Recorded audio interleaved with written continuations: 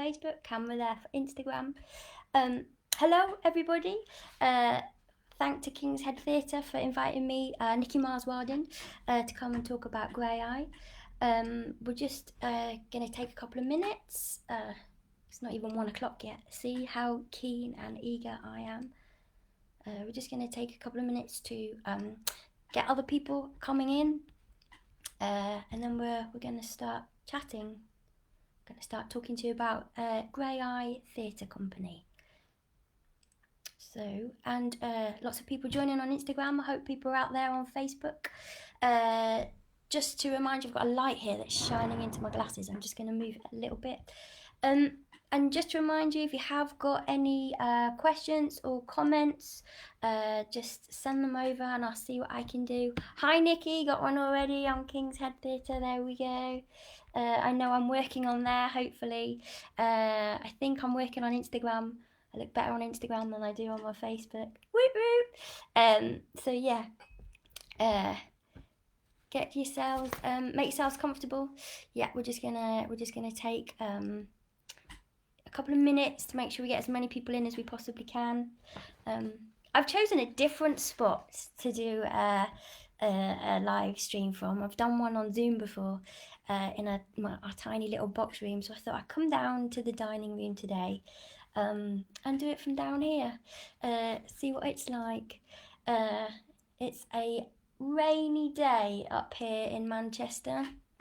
We've had thunderstorms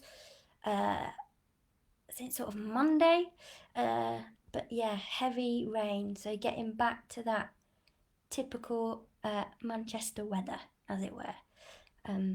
Yeah, started lockdown so well with sunshine and now it's gone rainy, but hey ho, I'm shielding. So my joys are the house, the back garden. I'm lucky that we've got a garden, and I'm going to venture out for my first wheel around the park this weekend, hopefully, which will be my first time out of the house in just over 13 weeks. Wow, incredible, isn't it? How come to this way of life now.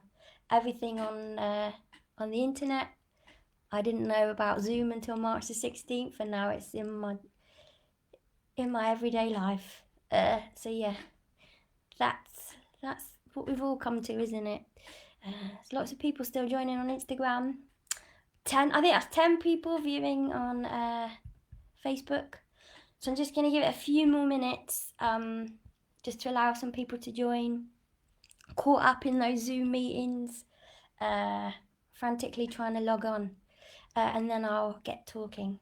So if you're just joining, I'm Nickie Miles-Wildin. I'm Associate Director at Graeae Theatre Company, and I'm going to be telling you about our work, what we do at Graeae. And it is pronounced Graeae, not Graeae, as we usually get. So yeah, just a couple more minutes and then we will kick off. I hope it's sunny wherever you are, or if it's rainy, that you're in somewhere nice and warm and dry. You've got a hot drink or something. I've got a big festival pint of water here, mourning the fact that I would be at Glastonbury next weekend, but hey ho. We're going to put the tent up in the garden and have a mega festival of our own. So it's going to be epic. Glasto on the telly. Dancing away in the garden. So yeah, fun times. It's amazing how we all adapt. I think that's the exciting thing at the moment. I'm just rambling away here. It's so weird, isn't it? Tech. We can't see people. Okay, I'll just give it a minute and then we will begin. Just trying to see if I can move my Facebook camera so I get a better picture of it. There we go. Cool. Ooh, double me on screen now. Cool. So yeah, if you have any questions or comments as we go through, send them over. I'm going to do my best to see if I can answer them as I go. But yeah, I'm going to talk about Graeae. Just give it another moment and then we will begin.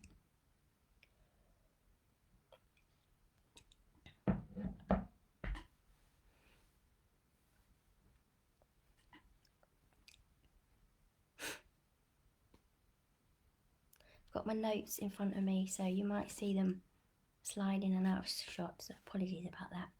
Just making sure I don't miss any vital information. It's funny how you look at yourself in the camera like, oh, I've got a bit of a suntan here. Obviously a bit pale where I had my glasses on. Okay, I reckon let's begin. So thank you to King's Head Theatre for inviting me to come and talk about Graeae Theatre Company. Again, if you've got any questions or comments as we go along, put them in Facebook or on Instagram, and I will do my best to answer them as we go along. So I'm Nickie. I am a 4'10" white woman. I have shaved hair at the sides, bleach blonde, bit on top that's getting quite long, bit of lockdown hair. I've got glasses on with a black rim. I'm wearing a blue t-shirt today. Behind me there's a sideboard with a green candle, a little cactus, a photo, some books. And my sign name, if anyone wants to know, is that you take your index fingers on both hands, you place them in the middle of the cheeks on your face, and you draw circles and you smile. And that's because I've got dimples when I smile. So my sign name is Nickie. There we go. I am Associate Director at Graeae Theatre Company, who are based on the Kingsland Road in Hackney. I am the head of the new writing department there. And it's great to be asked to do this on behalf of King's Head Online Theatre, because with Graeae, we've never really worked with King's Head, and I just think with this potential for the new writing department now, it'd be great to see how we can kind of work together and create some sort of accessible spaces, particularly when you get a new building. That would be epic. So I am passionate about new writing, particularly the work of disabled writers. The disabled narrative is strongly missing from the theatre industry, from TV, from film. What we have at the moment is a lot of, well, apart from Jack Thorne, who's like getting out everything and he's a fantastic patron of Graeae, but we need more disabled writers to have their work out there. And at the moment it really feels like our stories are told from the non-disabled narrative. So like, for instance, if I think of Glee, there was a character in there who used a wheelchair, who wasn't played by a disabled actor, unfortunately, but they did this whole dream sequence of him where he dreamt of that, you know, his aspiration was be able to run or to walk. That's not my aspiration. My aspiration is to be a bloody good theatre director and to potentially maybe one day run a venue. So yeah, it's about not putting that preconception of what non-disabled people think disabled people want. So that's my challenge, is to really push those narratives, those disabled true narratives, to come onto our stages. I'm going to give you a little breakdown of how I got into the industry. It's quite a long-winded one. I'll do it as quick as I can. I grew up in Gloucestershire in the southwest, whoop, whoop. And I was always putting on shows for family and friends.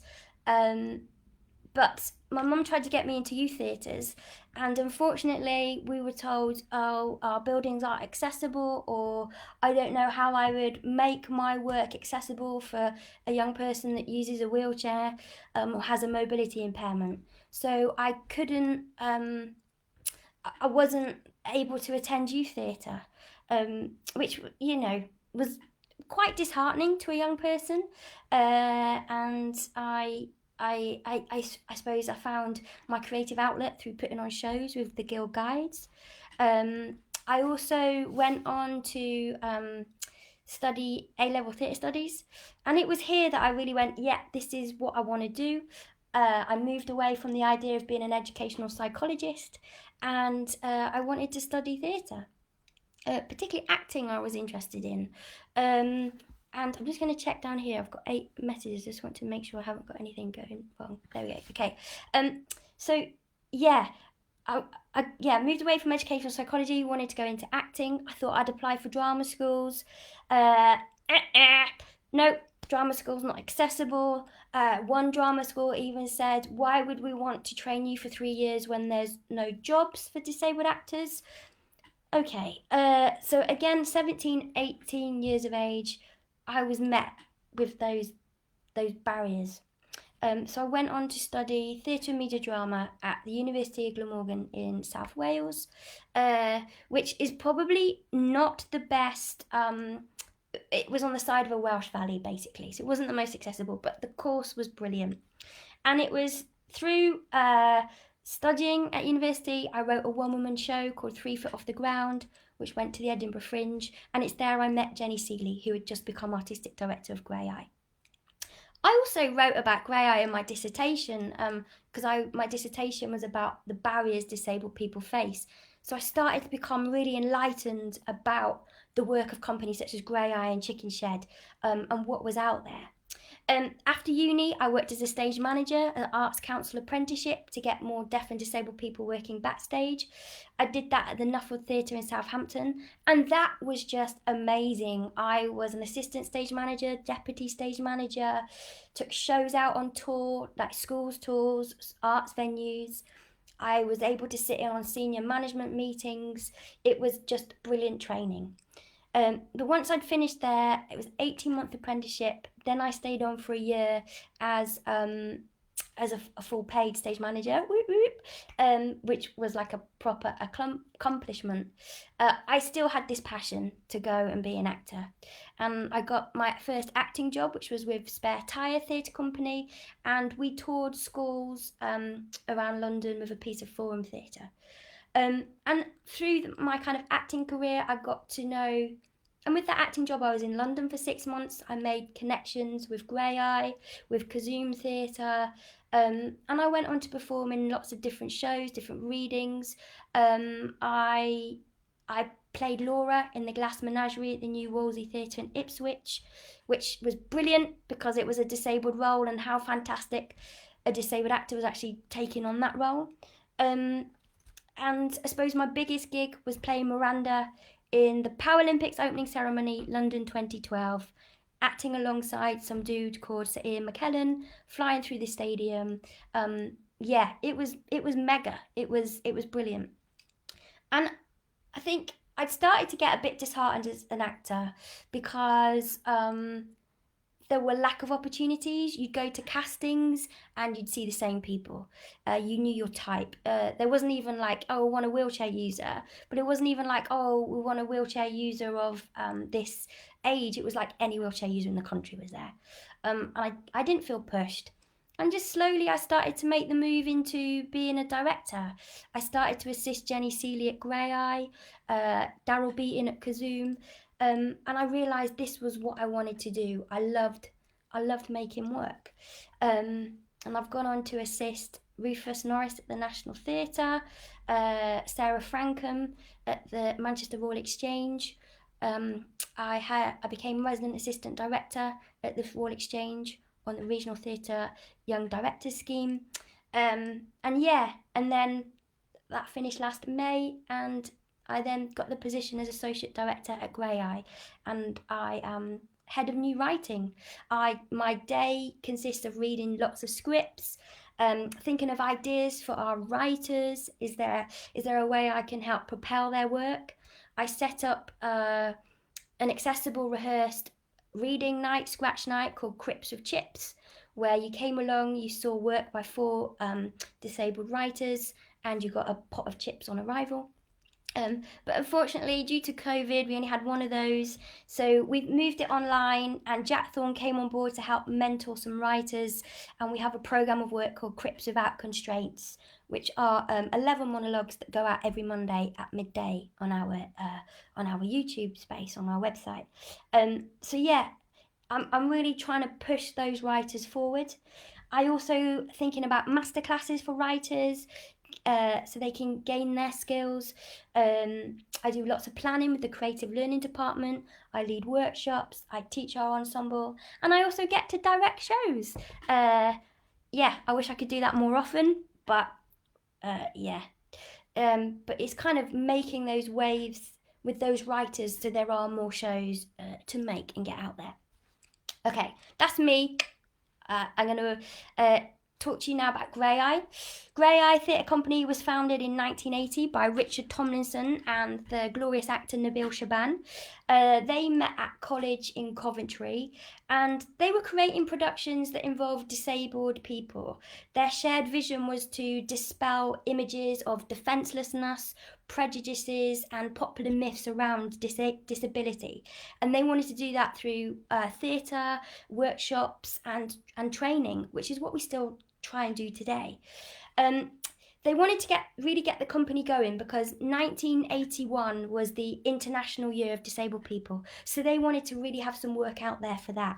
So in May 1980, they had their first professional production, Sideshow, which was performed in Guildford and then went over to the Illinois University in America.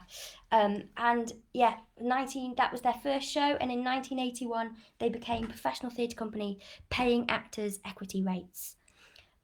So this idea of myths is how Graeae got its name. It is Graeae, not Graeae, as many people say.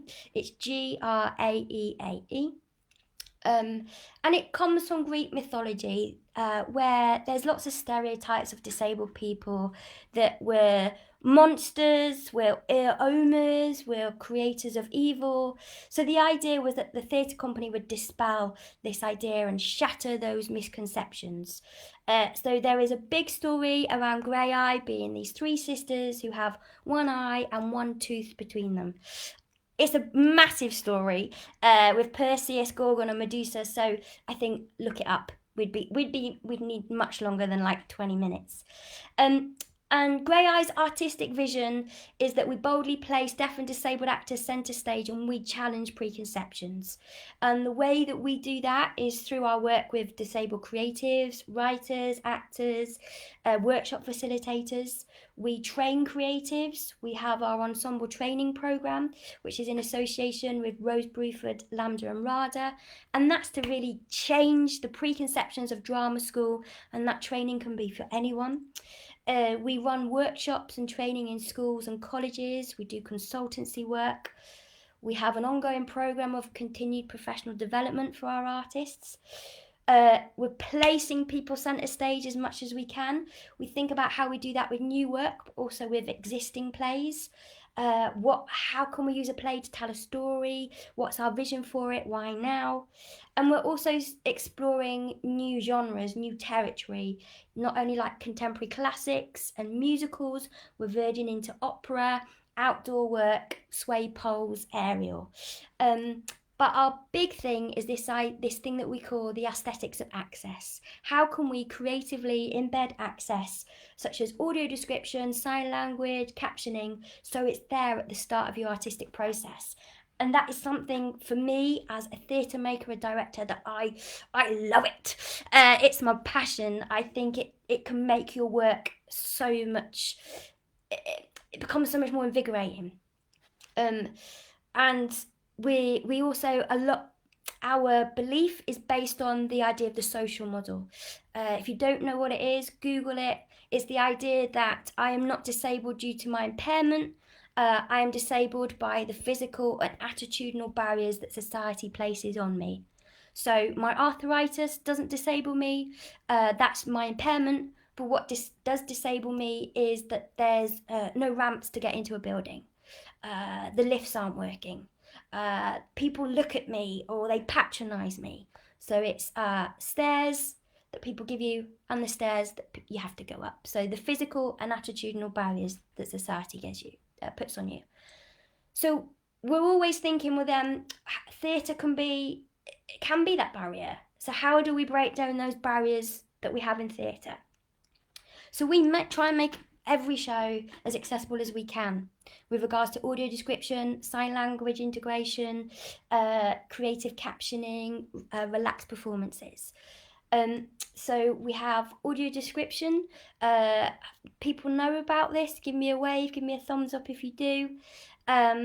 Where it's about getting the information portrayed on stage into visually impaired people might be wearing headsets. So we can have lies, AD, coming into the headsets with Reasons to be Cheerful, which you can watch online. We did this via one of the characters being on a payphone in the corner of the room, still on stage, but he was relaying all the information. You can also put audio description into your script and have it there as dialogue and make it more conversational. We've done this with Blasted by Sarah Kane. We had to get permission from the estate that we could use the stage directions in that way as well. Another show, Diary of an Action Man, written by Mike Kenny. All the actors speak and sign stage directions. We also integrate sign language. We work with deaf actors who might communicate purely in BSL or maybe voice and sign. Some of our shows also have sign supported English in. We have integrated performance interpreters who we don't just have an interpreter on the side of the stage. So it's not like you're playing tennis. We integrate them as much as possible. And also thinking of access for hard of hearing impaired, or anyone that needs them really, particularly older audiences, is creative captioning. Where do we place the captions? So you don't just have to sit in one space and again be playing tennis or looking up and looking down and getting neck ache. So Reasons to be Cheerful, there's a massive projector, so it takes over the whole sort of stage. Solid Life is Sugar Water, where the actors were in bed, the captions were down the side. And you can look at, is it different fonts, different colours? How does that help tell the story that you want to tell? And that's the big key, isn't it, really? Is making your work creatively accessible. It adds another layer to it. And we do it from the very beginning, through who you cast in a show, what are the communication methods in the room, how are they going to be portrayed on stage? How does communication link into what the story is that you're trying to tell as well? We look at how lighting is used as a communication aid for access. What lights aren't good for visually impaired actors and audiences. Your set design, is that accessible? So yeah, it's all there from the very beginning. None of it is tagged on at the end. Oh, we forgot about the disabled people. What are we going to do? We put it all there to start with. So it's kind of, we think about the people we're working with, our rehearsal rooms. We have an accessible rehearsal room at in our building. We have access workers. We have sign language interpreters. We have palantypists. It's a mega rehearsal room. And yeah, it's an exciting one. It's where a lot of fantastic work is created. Also for audiences, you have to think about how you're going to make your work accessible for audiences. So we have touch tours available at every show, so visually impaired and blind people can come in and navigate the space, see what it's like, meet the actors, get used to their voices. We also have front of house what we call an access table, where we'll have a tactile model box. So the designer will have their model box and they'll have pieces of material that are used, like what the wallpaper feels like, and there'll be a description of it as well available, either that you can hear through headsets or an usher will tell you, or we'll have it in Braille. There are easy read synopsises available, if I could say that word. We'll have Braille programs or free sheets readily available. We also think about our marketing material. Is it accessible? Do we have it in large print? Is it a clear font?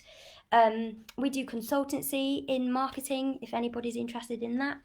And we also make sure we have relaxed performances at every venue. And we only play to venues that have wheelchair access for both audiences and performers. Because Field of Dreams, isn't it? If you build it, they will come. Therefore, we could be doing a show somewhere, but it has no wheelchair access. Why would we do that? We want to reach those audiences who don't have the same access, have equal access as everyone else. So yeah, shows that we've done, you can check out, have been Blasted, House of Bernardo Elba, Blood Wedding. We've also had new shows such as Flower Girls, which tells brilliant history of disabled women through wartime. Peeling, written by Kate O'Reilly, that came from some workshops that a couple of actors did. outdoor work. We've got the garden, which is sway pole work. We've got Iron Man, which is this big, massive Iron Man puppet, which is controlled. Someone steers it using an electric wheelchair at the bottom. Yeah, we've done a library tour on a smaller scale for that. People that have come through Graeae have links with us are Liz Carr, who plays Carissa on Silent Witness, Matt Fraser, fantastic writer Matilda Abini, who helped set up our new writing department 7 years ago. So yeah, there's lots going on for us. That's just like bit of the iceberg. Check out our Facebook page. I'm just going to move my camera here because I can see I've got a question here from Monty that works at Richard Cloudesley. Yeah, which we do work at as well. Most of the students are sensory, non-verbal. I often wonder how we can make theatre more interactive and sensory. Is there anything out there already? We do sensory stories, but they're usually quite basic and not exciting. The work we've done with Richard Cloudesley, because an actor called Sophie Partridge, who sadly is no longer with us, but she was a person of short stature that used a wheelchair, and she had a real passion for puppets. So she had a puppet built so it sat over top of her wheelchair, and she went into Richard Cloudesley and started doing puppet work with them, got them thinking about what their puppet would look like. We worked with a designer who started helping the young people make these puppets, and I think they performed it out in the playground as well. I think it's about remembering that, and we've also done some work with those young people as well recently about giving them an object and asking them, we describe the object to them, we allow them to touch it, and getting them to devise the story.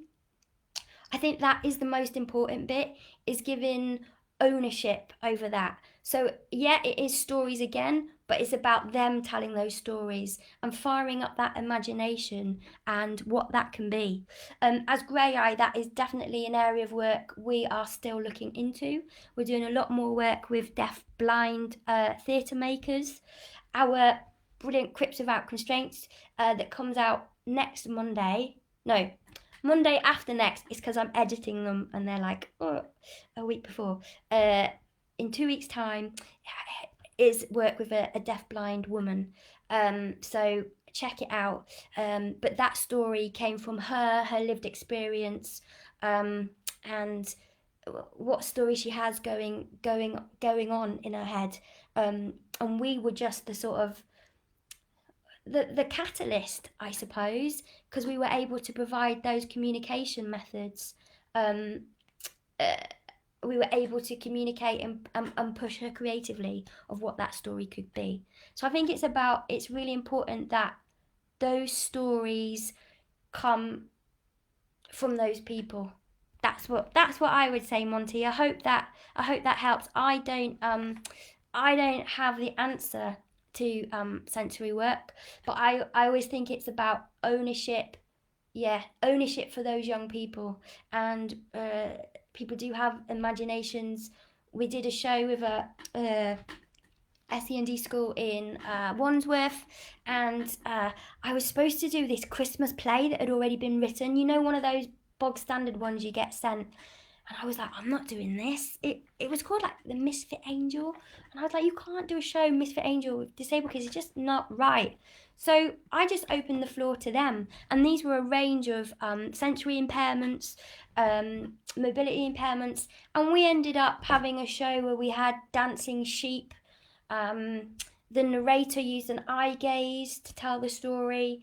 But everything came from them. All their ideas fed into it. So it's about don't see things as a barrier, see them as their creative opportunity. Everything is a creative opportunity, and what that story is and how the best way to tell it. Wow, 128. Monty, I hope that has answered your question. Let me know if there's any more you want to know or come and speak to us at Graeae. Just contact us through the website. We'd be more than happy, because we have got some work going on at Richard Cloudesley at the moment anyway. So yeah, any more questions? either on Facebook or Instagram. Send them over. Yeah. Someone said on Instagram, sounds like an amazing company, brilliant. Yeah, Kevin, it is an amazing company. I was blown away when I had my first audition with Graeae. As a disabled person, I didn't feel I had to apologise for being me or that I had to be left out. I was able to take part in all the activities. So yeah, come and check us out. We're always looking for collaborators, co-pros, access workers, workshop facilitators. Just come along, come and say hello. Yeah, Monty, come and talk more. We'd love to chat to you. That would be great. I think that's it now. That's my half hour. Don't forget that King's Head Theatre Online is happening every weekday at 1 o'clock. Facebook Live, Instagram. You can watch the past sessions on the KHT blog, YouTube channel, and their Instagram TV page. So thank you all very much for coming along. Stay safe, take care, and see you soon.